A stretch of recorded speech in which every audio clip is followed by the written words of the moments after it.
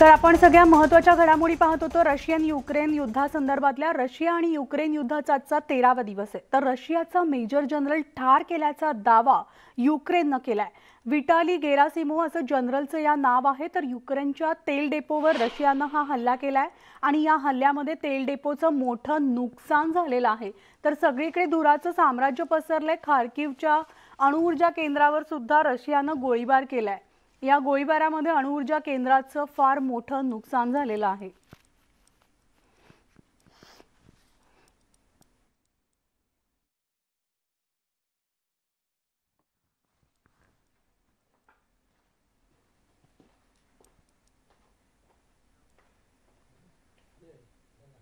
तर रशिया आणि युक्रेनमधील चर्चा आता निष्फळ ठरली आहे। तिसऱ्या टप्प्यातल्या चर्चेत सुद्धा रशियाने युक्रेन समोर 4 अटी ठेवल्याची माहिती सूत्रांनी दिली आणि या 4 अटी मान्य केल्या तरच सैन्य कारवाई बंद करू असं रशियाने स्पष्ट केल्याची माहिती सूत्रांकडून देण्यात आली आहे। तर या अटी मान्य करण्यास युक्रेनने स्पष्ट शब्दात नकार दिल्याची सूत्रांची माहिती मिळते। नेमक्या कोणत्या या अटी आहेत त्यावर आपण एक नजर टाकूया। त्यातली पहिली अट आहे युक्रेनने शस्त्र खाली ठेवावीत, युक्रेनच्या संविधानामध्ये बदल करावा, नाटोमध्ये सहभागी होऊ नये, युक्रेनने तटस्थ भूमिका अवलंबावी आणि युक्रेनने क्रिमियाला मान्यता द्यावी। तसंच क्रिमिया रशियाचा भाग आहे हे मान्य करावं, डोनेट्स्क लुहान्स्कला देशाचा दर्जा द्यावा। या अटी रशियाने युक्रेन समोर ठेवलेल्या आहेत।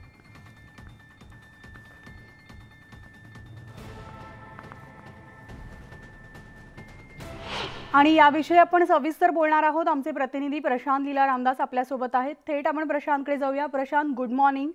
आजचा युद्धाचा 13वा दिवस आहे। रशिया आणि युक्रेनचं युद्ध अजूनही धुमसतंय। मात्र आता चर्चा जरी निष्फळ झाली असली तरी या ज्या अटी रशियाने युक्रेन समोर ठेवल्यात यावरून युक्रेन कुठेतरी माघार घेण्याच्या मनस्थितीत आहे का? मनाली, प्रथमतः जागतिक महिला दिनाच्या तुला आणि सर्व प्रेक्षकांना शुभेच्छा। पण महत्त्वाचं म्हणजे जर बघितलं एकीकडे युक्रेन आणि रशियाचं जे युद्ध सुरू आहे त्यामध्ये देखील अनेक महिला अडकून पडलेल्या आहेत आणि त्यांना आपल्या आपल्या देशात परतता युक्रेनचे अनेक निवासी शिबिरांमध्येही हीच परिस्थिती आहे। ज्या पद्धतीने बघितलं ही जी तिसरी चर्चा झाली या तिसऱ्या चर्चेमध्ये त्यांनी लेव्हस्की आणि कॉर्न्यू हे जे दोन भाग आहे या दोन्ही भागांना देशाची मान्यता मिळावी अशा प्रकारची अट रशियाने ठेवली आणि सोबतच संविधान त्यांनी बदलण्याची मागणी केली आहे। याचा अर्थ असा होतो की युक्रेनने या संदर्भात या सर्व मागण्या आता फेटाळून लावलेल्या आहेत। त्या पण ज्या पद्धतीने आता युक्रेनने आपले सगळे शांती सैनिक जे आहेत ते देशात जे विविध देशात पाठवले त्यांनी ज्यावेळेस UN शांती वार्तेच्या अंतर्गत विविध जे ज्या देशांमध्ये युद्धजन्य परिस्थिती किंवा घरगुती युद्ध असते त्या सगळ्या देशांमध्ये युक्रेनच्या वतीने सैनिक पाठवण्यात आले। सर्व सैनिक बोलवण्याचे निर्णय जे राष्ट्रपती झेलेन्स्की यांनी घेतलेला आहे आणि त्यामुळे त्या तशा हुकुमावरती त्यांनी स्वाक्षरी केलेली आहे। त्यामुळे आता एक प्रकारे युद्ध पुन्हा वाढेल का अशी एक शक्यता व्यक्त केली जात आहे। सोबतच जर बघितलं तर जपानने देखील मॉस्को म्हणजे रशियावरती सर्व निर्बंध लादले आणि त्यांनी म्हटलंय की ऑइलच्या संदर्भातले सर्व निर्बंध लादले झालेले आहे इंधनाच्या संदर्भात। त्यानंतर ज्या पद्धतीने माहिती मिळते की आज एक मोठा निर्णय रशियाने घेतलेला आहे। रशियाने म्हटलं आहे की आम्ही काही काळासाठी युद्धबंदी जाहीर केलेली आहे। आज 8 मार्च रोजी म्हणजे आजच्या दिवशी सकाळी 10 वाजता मॉस्कोच्या वेळेनुसार ही युद्धबंदी लागू होईल आणि त्यानंतर कीव, चेर्निहाइव, सुमी आणि मारिउपोल या भागातून या साधारणतः 5 शहरातून नागरिकांना बाहेर पडण्यासाठी एक संधी देण्यात येईल। काल देखील ज्या पद्धतीने मॉस्कोने निर्णय घेतला होता म्हणजे रशियाने निर्णय घेतला होता त्याच धर्तीवरती हा निर्णय आहे। सोबतच जर बघितलं आपण थोडं तुम्हाला थांबवते कारण आत्ताच एक ब्रेकिंग बातमी या युद्धासंदर्भातलीच आहे ती म्हणजे रशियाने पुन्हा एकदा युद्धविरामाची घोषणा केलेली आहे। तर युक्रेनमधील कीव, सुमी, मारिउपोल पुन्हा एकदा तात्पुरता या ठिकाणी युद्धविराम घोषित करण्यात आलेला आहे। युक्रेन रशिया युद्धाचा आजचा 13वा दिवस आहे। मात्र कीवमध्ये पुन्हा एकदा रशियाने तात्पुरता युद्धविराम घोषित केलेला आहे। त्याचबरोबर सुमी आणि मारिउपोल या ठिकाणचा सुद्धा युद्धविराम जे आहे या ठिकाणी सुद्धा क्षेपणास्त्र जी आहेत हल्ले जे आहेत ते थांबवण्याचा तात्पुरता निर्णय रशियाने घेतलेला आहे। आपण पुन्हा एकदा जाऊयात। आमचे प्रतिनिधी प्रशांत लीला रामदास आपल्या सोबत आहेत। प्रशांत, जसं आता आपण प्रेक्षकांना ही ब्रेकिंग बातमी दिलेली आहे ती म्हणजे एकतर आजचा युद्धाचा जरी 13वा दिवस असला तरी पुन्हा एकदा रशियाने युद्धविराम घोषित केलेला आहे आणि हा तात्पुरताच युद्धविराम असणार आहे। बरोबर आहे. मी हेच सांगत होतो म्हणाली, आपण जेव्हा चर्चा करत होतो त्यावेळेस हेच सांगत होतो की मॉस्को म्हणजे रशियाने हा निर्णय घेतला आहे. खास करून संयुक्त राष्ट्रातील मॉस्कोचे जे दूत आहे, म्हणजे रशियाचे दूत जे आहे व्हॅसिली नेबिसिया यांनी या प्रकारची माहिती दिली आहे. त्यांनी म्हटलं आहे की रशिया 8 मार्च रोजी म्हणजे आज युद्धविराम करेल आणि मानवतावादी कॉरिडॉर उघडेल, म्हणजे ह्युमन ग्रीन कॉरिडॉर उघडेल, ज्यामध्ये सर्वसामान्य नागरिकांना तिथून जाता येईल. युक्रेनच्या नागरिकांना जायचं आहे, त्यावर भारतातल्या अनेक नागरिकांना देखील जायचं आहे. भारतातले अनेक विद्यार्थी हे सुमीमध्ये अडकून पडल्याची माहिती पुढे आली आहे. काल देखील सुमीमधून 700 विद्यार्थी बाहेर पडण्याच्या प्रयत्नात होते, पण ज्या पद्धतीने तिथे ज्या पद्धतीने रणगाड्यांचे बॉम्बगोळे फेकण्यात येत होते, क्षेपणास्त्रांचे हल्ले होत होते, गोळीबार सुरू होता, या सगळ्या पार्श्वभूमीवरती त्या विद्यार्थ्यांनी पुन्हा आपल्या बंकरमध्ये परतण्याचा निर्णय घेतला होता. त्यानंतर आज पुन्हा एकदा ज्या पद्धतीने ग्रीन कॉरिडॉर उघडण्यात आलेला आहे, ज्यामध्ये मॉस्कोच्या वेळेनुसार सकाळी 10 वाजता हा ग्रीन कॉरिडॉर उघडेल. त्यामध्ये कीव, चेर्निहॉइन, सुमी, मॉरियोपोल या भागातून सर्वसामान्य नागरिकांना आणि भारतीय नागरिकांना आपल्या आपल्या मायदेशी परत येण्यासाठी संधी मिळणार आहे. आपल्याला माहिती असेल कीव मधून आता सर्व भारतीय परतलेले आहेत, खार्किव मधून सर्व भारतीय परतलेले आहेत. सुमी आणि मॉरियोपोल मध्ये जर भारतीय असतील तर ते आज निघण्याची शक्यता आहे. यासाठी सर्व ते प्रयत्न भारत सरकार करत आहे. केंद्रीय परराष्ट्र मंत्रालयाच्या वतीने देखील युद्ध स्तरावरती प्रयत्न आहे. काल देखील रात्री ज्योतिरादित्य सिंधिया यांचं शेवटची तुकडी ते घेऊन ते परतलेले आहे. त्यानंतर NK सिंग जे माजी लष्कर प्रमुख आहे आणि केंद्रीय राज्यमंत्री ते देखील शेवटची तुकडी घेऊन रोमेनियातून परतलेले आहेत. आता इतर 2 मंत्री जे आहेत ते देखील आज किंवा उद्या या संदर्भात शेवटची तुकडी घेऊन परततील. पण सुमीच्या विद्यार्थ्यांना काढण्याकरता सर्व युद्ध स्तरावरती प्रयत्न कारण की सुमीमध्ये अतिशय भयंकर परिस्थिती आहे. सुमीमध्ये जोरदार हल्ले होत आहेत आणि ज्या पद्धतीने प्रशांत, मात्र आता आज तरी सुमीमध्ये सुद्धा तात्पुरता युद्धविराम घोषित केलेला आहे. त्यामुळे आज दिवसभरातल्या तिथल्या सगळ्या अपडेट्स तुमच्याकडनं जाणून घेत राहणार आहोत. तुर्तास या माहितीसाठी धन्यवाद. तर रशियाकडून आता युक्रेनवर सतत हल्ले केले जात आहेत आणि काही शहरांमधील नागरिकांना सुखरूप बाहेर पडण्यासाठी काही काळ युद्धविराम जाहीर करण्यात आला होता. मात्र दरम्यानच्या काळामध्ये रशियाकडून युक्रेनमधील अनेक प्रमुख ठिकाणांना लक्ष्य करण्यात आलं होतं.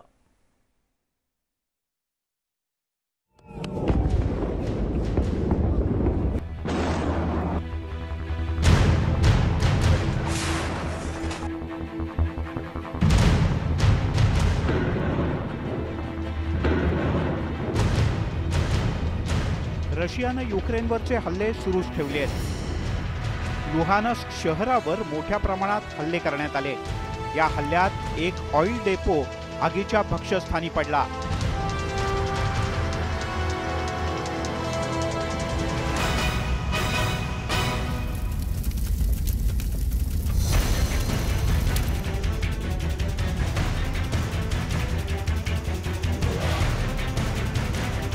यामध्ये ऑइल डेपोचं प्रचंड नुकसान झालं. युक्रेनचे राष्ट्राध्यक्ष व्होलोदिमीर झेलेन्स्की यांनी रशियासमोर गुडघे टेकण्यास स्पष्ट नकार दिलाय. रशियाचे राष्ट्रपती व्लादिमीर पुतीन यांनी युक्रेनच्या सैन्याला शस्त्र खालती टाकण्यास सांगितलं होतं. तसंच शरण न आल्यास भीषण हल्ला करण्याची धमकी सुद्धा पुतीन यांनी दिली होती. पण युक्रेनचे राष्ट्राध्यक्ष आणि युक्रेनच्या सैनिकांनी पुतीन यांच्या धमकीला भीक घातली नाही. जीवाची पर्वा न करता युक्रेनचे सैनिक निकराची लढाई लढत राहिले.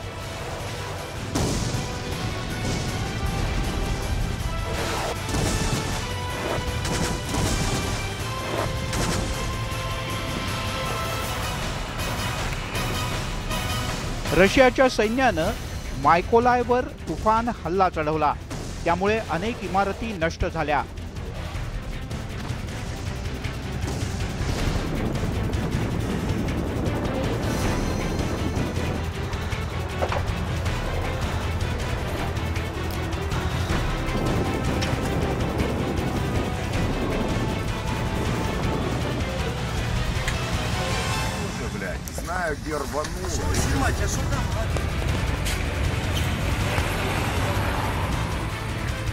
घरांना आग लागल्याचं सुद्धा सर्वत्र पाहायला मिळालं.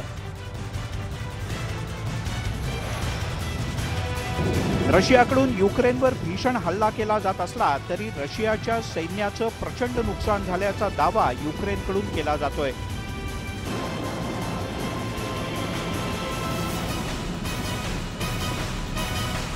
दोन्ही देशांकडून दावे प्रतिदावे केले जात आहेत.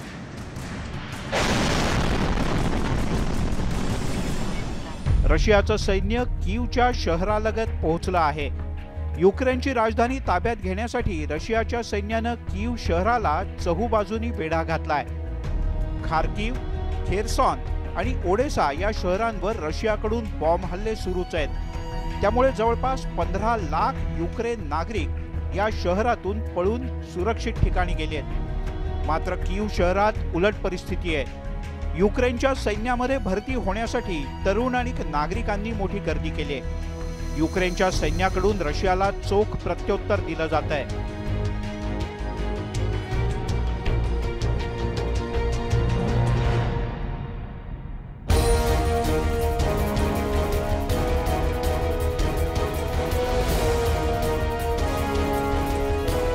हा व्हिडिओ युक्रेनच्या शौर्याची साक्ष देणारा आहे। युक्रेनच्या हवाई संरक्षण दलानं रशियाचं विमान पाडल्याचं यातून पाहायला मिळतंय। युक्रेनच्या सैन्यानं हा व्हिडिओ प्रसिद्ध केलाय।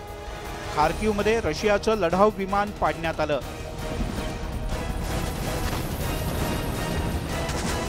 कीव शहराप्रमाणेच रशियानं खार्किववर कब्जा करण्यासाठी जोरदार प्रयत्न सुरू केलेत। या दोन्ही शहरांवर रशियाकडून हवाई हल्ले आणि क्षेपणास्त्र सुद्धा डागण्यात आली।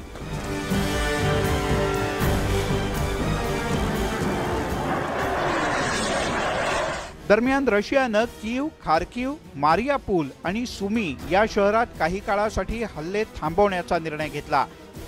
या शहरात राहणाऱ्या नागरिकांना सुरक्षित ठिकाणी जाता यावं म्हणून अल्प युद्धविराम घेण्यात आला। रशियानं खार्किव शहरावर केलेल्या हल्ल्यात मोठ्या प्रमाणात नुकसान झालंय। निवासी परिसरावर सगळ्यात जास्त हल्ले करण्यात आले। अनेक निवासी आणि कॉलेजच्या इमारतींचं खूप जास्त नुकसान झालंय। तसंच मोठ्या प्रमाणात मनुष्यहानी सुद्धा झाली आहे। रशियाच्या सैन्याकडून व्हिनित्सियावर रॉकेटचे हल्ले करण्यात आले आणि याच हल्ल्यांमुळे एका गोदामाला भीषण आग लागल्याचंही पाहायला मिळालं। रशियाकडून युक्रेनच्या लष्करी तळांवर हल्ले करण्याची धमकी दिली जात असतानाच पाश्चिमात्य देश मात्र मूग गिळून गप्प असल्यामुळे युक्रेनचे राष्ट्राध्यक्ष व्लोदिमीर झेलेन्स्की यांनी तीव्र नाराजी व्यक्त केली। Бити ще більше. На завтра Росія офіційно анонсувала обстріл нашої території, наших підприємств оборонного комплексу. Більшість побудовані десятиліття тому, ще радянською владою, побудовані у містах. А зараз вони посеред звичайного міського середовища. Там працюють тисячі людей, сотні тисяч живуть поряд. І це вбивство, свідоме вбивство. रशियाच्या हल्ल्याला सडेतोड उत्तर देण्यासाठी कीवमध्ये युक्रेनच्या सैन्यानं ठिकठिकाणी नाकाबंदी केली आहे। इकडे रशिया युक्रेन यांच्या दरम्यानचं युद्ध रोखण्यासाठी आंतरराष्ट्रीय पातळीवर प्रयत्न केले जात आहेत। युक्रेन आणि रशिया दरम्यान पुन्हा एकदा चर्चा करण्यात आली, पण आजवर झालेल्या कोणत्याही चर्चेतून एकही तोडगा निघू शकला नाही।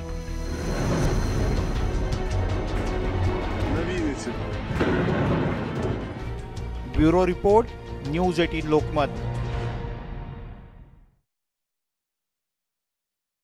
आणि यानंतर एक छोटासा ब्रेक घेणार आहोत। नमस्ते महाराष्ट्रामध्ये पुन्हा एकदा भेटूयात, तेव्हा पाहत राहा न्यूज 18 लोकमत।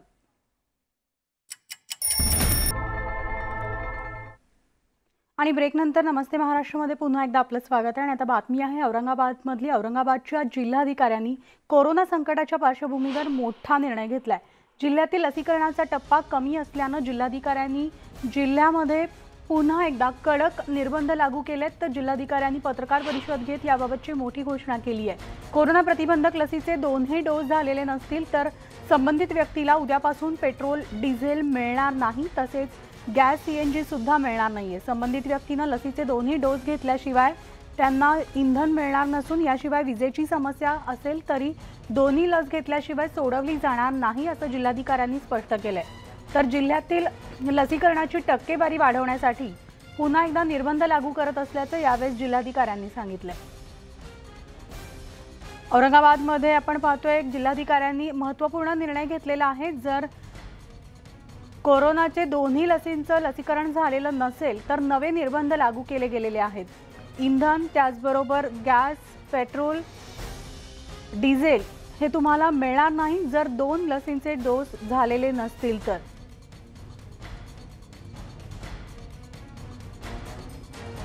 आणि याविषयी आपण सविस्तर अपडेट जाणून घेऊयात। आमचे प्रतिनिधी सचिन जिरे आपल्यासोबत आहेत औरंगाबादहून। थेट सचिनकडे जाणार आहोत। Sachin, good morning. आणि एक जिल्हाधिकाऱ्यांचा हा महत्त्वपूर्ण निर्णय म्हणावा लागेल, कारण एकीकडे महाराष्ट्र संपूर्ण या कोरोनाच्या बंधनातून निर्बंधातून मुक्त होत असताना औरंगाबादमध्ये आता महत्त्वपूर्ण निर्णय घेण्यात आलाय। नक्कीच औरंगाबाद जिल्ह्यात अपेक्षेनुसार लसीकरण झालं नसल्याने औरंगाबाद जिल्हा हा निर्बंध मुक्त होऊ शकलेला नाहीये। यामागे जे तिसरी लाट होती, तिसऱ्या लाटेनंतर जे लोकांनी ओसरताना जे लोक लसीकरणाचा जो प्रमाण होता तो खाली आला, त्यामुळे लोकांनी लसीकरणाकडे पाठ फिरवली आणि 90% किमान पहिल्या डोसीचं लसीकरण होणे अपेक्षित होतं, मात्र तसं झालं नाही। त्यामुळे औरंगाबाद जिल्हा निर्बंध मुक्त होऊ शकला नाही।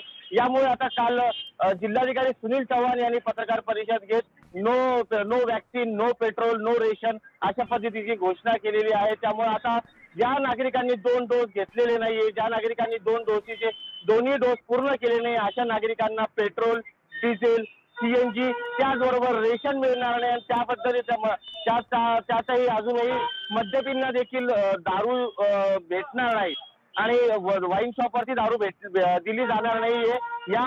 साठी औरंगाबाद जिल्ह्यात आरोग्य विभाग असेल, महसूल विभाग असेल यांची पथके तैनात करण्यात आलेली आहे। मॉल्स असतील, हॉटेल्स असतील, रेस्टॉरंट असतील, यामध्ये हे पथक जाऊन नागरिकांनी, ग्राहकांनी 2 डोस घेतलेले आहे की नाहीये याची तपासणी करणार आहेत।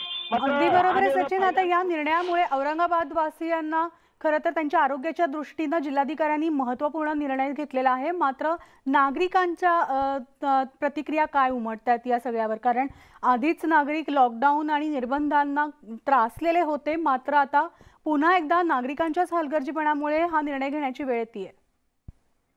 नक्कीच पहिल्यांदा हे सांगितलं, ही वेळ जी आहे ही दुसऱ्यांदा आलेली। पहिल्यांदाही अशा नोव्हेंबर महिन्यात असेच निर्बंध झाले होते, मात्र मनुष्यबळ अभावी आणि नागरिकांचा विरोध होत असल्यामुळे ती मोहीम 8 दिवसावरच कागदावरच राहिली। त्यामुळे पुढे पुन्हा नव्याने काल अशाच पद्धतीचा निर्णय घेण्यात आलेला आहे। मात्र या निर्णयाप्रती नागरिकांमध्ये नक्कीच विरोध होत आहे। नागरिक म्हणतात की आता कोरोना तर सैल झालेला आहे, मग असे निर्बंध का?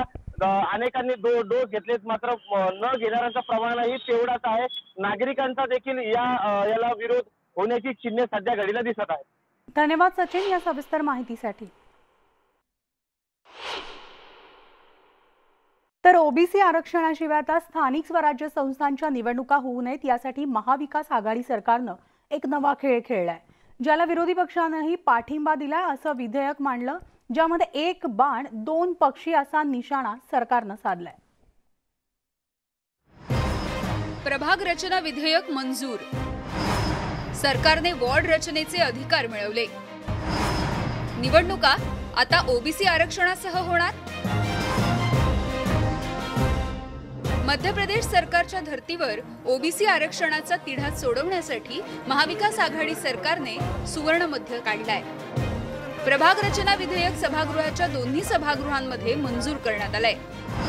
या विधेयकानुसार प्रभाग रचना, वॉर्ड रचना, निवडणुकीची तारीख, मतदार याद्या, आयोगाच्या सहमतीनं निवडणुकीचा कार्यक्रम या निवडणुकीशी संदर्भातील बाबी राज्य सरकारच्या अखत्यारीत येणार आहेत, ज्याचा वापर राज्य सरकार ओबीसी आरक्षणासाठी करणार असल्याचं अन्न आणि नागरी पुरवठा मंत्री छगन भुजबळ यांनी सांगितलं। एक कमिटी स्थापन करून हा एम्पिरिकल डाटा जो आहे हा 2 महिन्यामध्ये ताबडतोब कसा आपल्याला गोळा करता येईल आणि पुन्हा आपल्याला सुप्रीम कोर्टामध्ये कसं जाता येईल, त्यासाठी हा दुसरा भाग जो आहे आपण तोही निर्माण ताबडतोब करतो आहोत आणि त्यांचंही काम ताबडतोब आपण सुरू करतो आहोत। या विधेयकावर राज्यपालांची सही होताच त्याचं कायद्यात रूपांतर होईल आणि या कायद्याचा वापर करत सरकार निवडणुकीचा कार्यक्रम लावण्यासाठी विलंब करणार असून या दरम्यान एम्पिरिकल डेटा गोळा केला जाईल आणि तोपर्यंत निवडणुकीचा कार्यक्रम होऊ देणार नाही।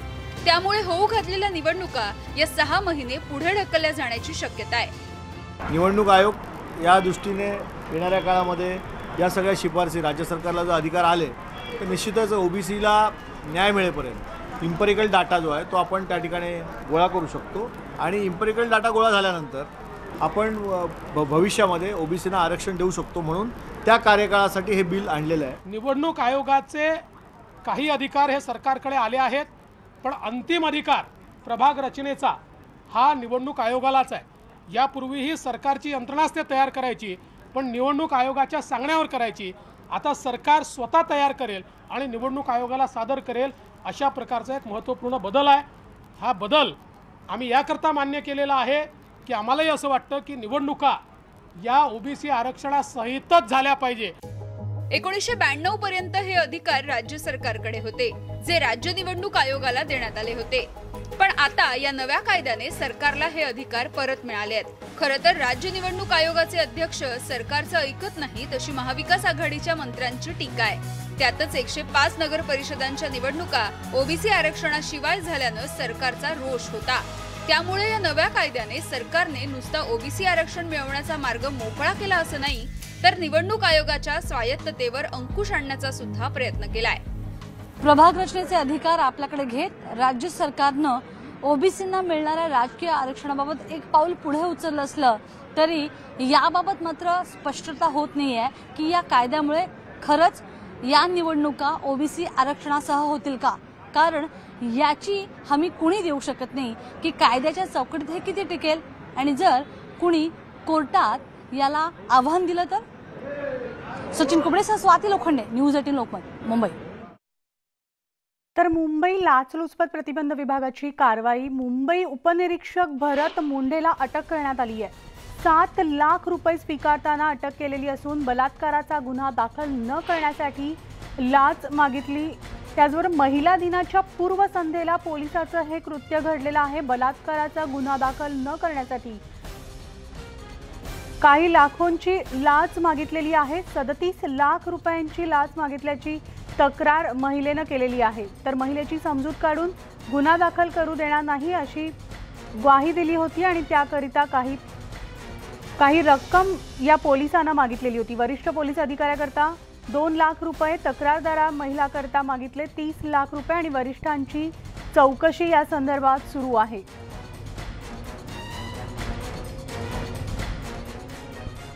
आणि याविषयी आपण सविस्तर अपडेट जाणून घेणार आहोत. आमचे प्रतिनिधी प्रशांत बाग आपल्यासोबत आहेत. थेट प्रशांतकडे जाऊयात.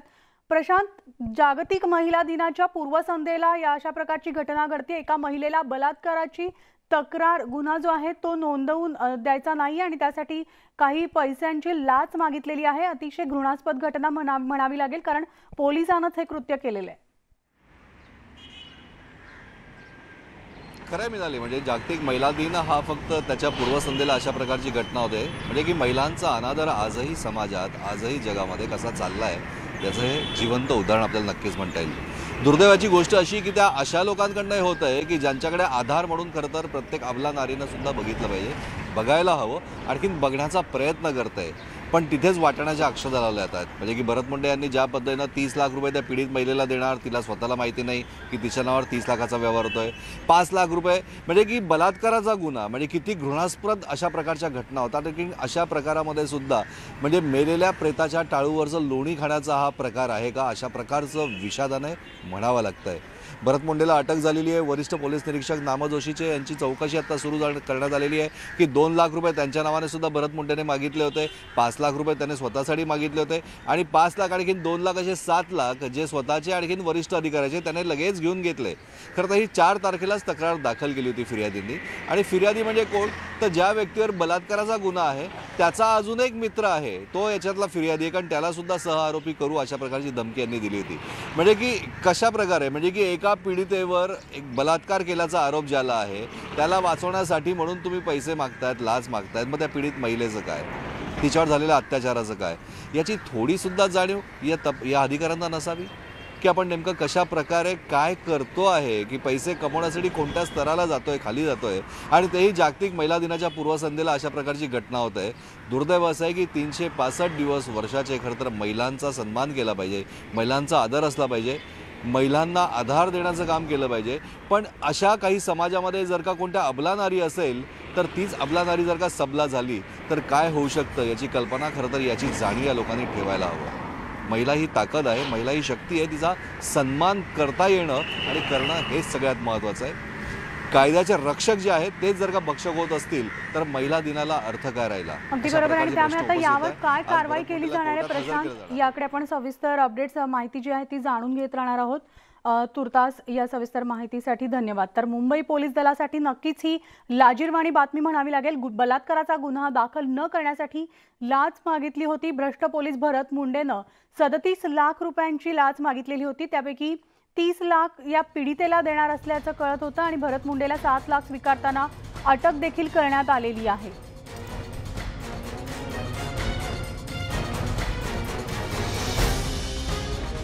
आणि याविषयी आपण बोलणार आहोत. आपल्यासोबत आहेत भाजपच्या नेत्या चित्रा वाघ.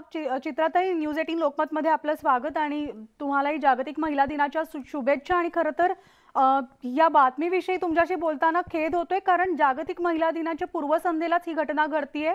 बलात्काराचा गुन्हा लपवण्यासाठी, तो गुन्हा नोंदवून घेऊ नये यासाठी पोलिसांकडूनच लाच मागितली गेली.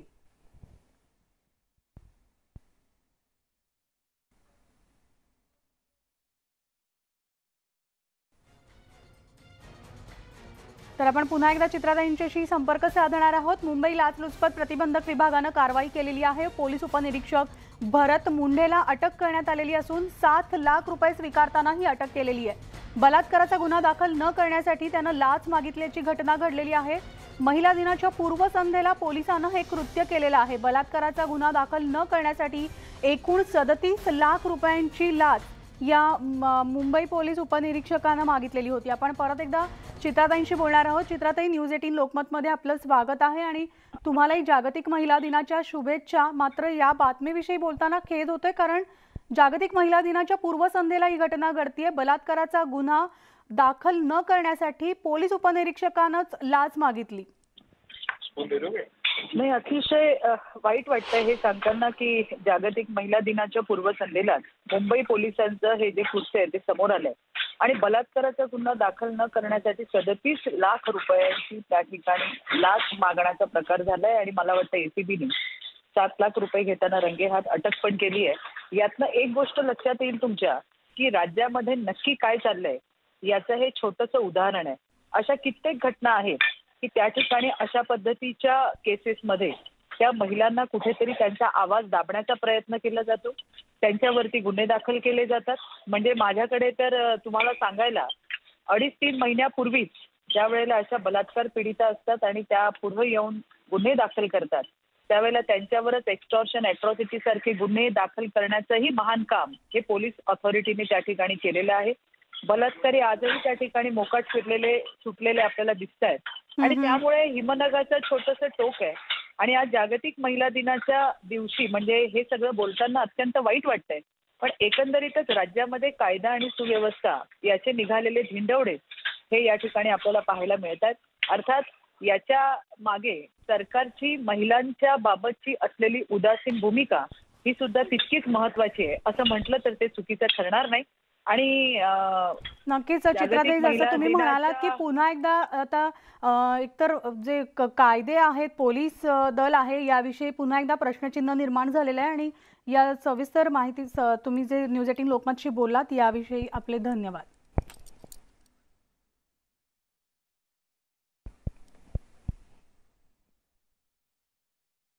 तर उत्तर महाराष्ट्रामध्ये मार्चला गारपीट होण्याचा इशारा हवामान विभागानं दिला होता. जळगावमध्ये काही तालुक्यांमध्ये मुसळधार पावसासह विजेचा कडकडाट होऊन जोरदार पाऊस बरसलाय आणि पावसामुळे तापमानात घट झाली आहे.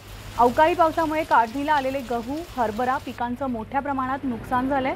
तर दुसरीकडे कळवण, बागलाण, नामपूर, चांदवडसह नाशिकच्या ग्रामीण भागांमध्ये अनेक ठिकाणी विजांच्या कडकडाटासह अवकाळी पावसानं हजेरी लावली आहे. तर काही ठिकाणी मध्यम तर काही ठिकाणी मुसळधार पावसानं अक्षरशः झोडपून काढलंय.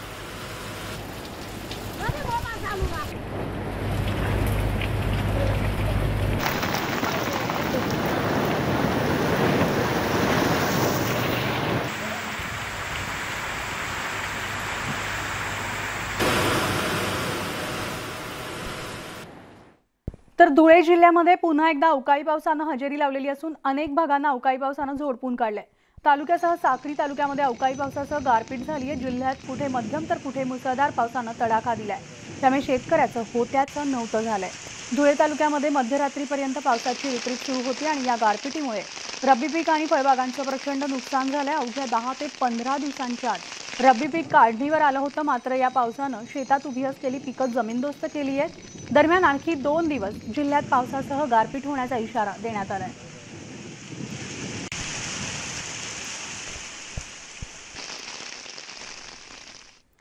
चौकटीत अडकलेल्या तिला असामान्य कर्तृत्व, संघर्ष, त्याग आणि नेतृत्वानं प्रगतीचा मार्ग दाखवणाऱ्या महिलांचा सन्मान जागतिक महिला दिनानिमित्त न्यूज 18 लोकमत मुक्ता सन्मान 2022 केलाय। काटेरी मार्गावर चालत या सावित्रीच्या लेकींनी समाजाला नवी दिशा दाखवली आहे। वेळप्रसंगी बंडाचा झेंडा फडकवला। त्यांच्या याच लढ्याला आमचा सलाम। साडी महिलांसाठी जिव्हाळ्याचा विषय, पण अंगभर साडीही नशिबी नसलेल्या महिलांची संख्या ही मोठी आहे।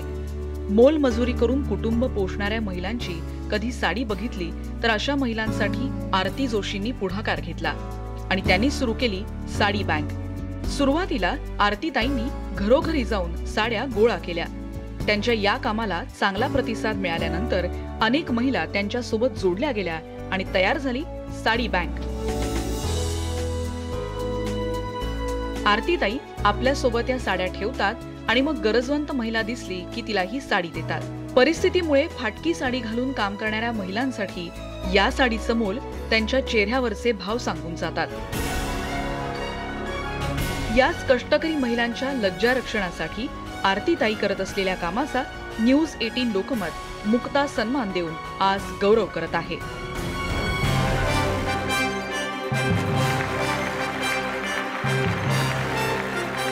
तुमच्या गाडीच्या डिक्कीमध्ये तुम्ही 2 साड्या ठेवा, तुमच्या पर्समध्ये तुम्ही 1 साडी ठेवा, कारमध्ये ठेवा आणि जिथे जिथे गरजू महिला दिसेल तिचा सन्मान न दुखवता तुम्ही तिला ती साडी प्रेझेंट करा। हा आनंद तुम्हाला लाख मोलाचा आनंद देऊन जाईल असं मला वाटतं। या पुरस्काराबद्दल पुन्हा एकदा धन्यवाद।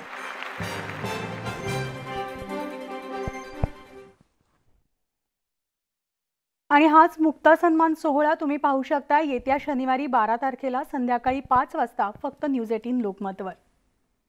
आणि यानंतर बुलेटिनमध्ये आता वेळ झाली आज इथेच थांबण्याची। ताज्या घडामोडींसाठी तुम्ही पाहत राहा न्यूज 18 लोकमत।